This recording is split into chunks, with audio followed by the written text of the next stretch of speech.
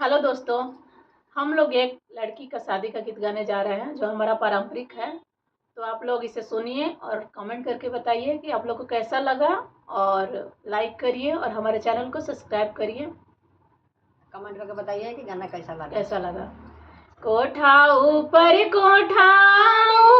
माजुरवा बोले हो, माजुरवा बोलिया सोहावना लागे हो, माजुरवा बोलिया सोहावना लागे हो।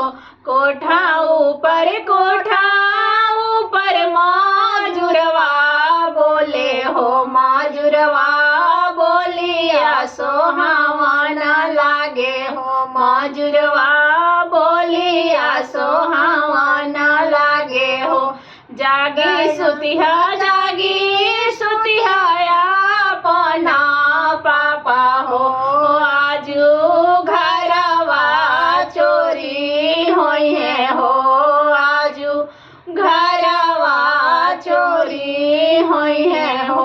आनवा से धनवा पापा बाची जई है हो, दुलार लधियावा चोरी होई है हो, दुलार लधियावा चोरी होई है हो। गैया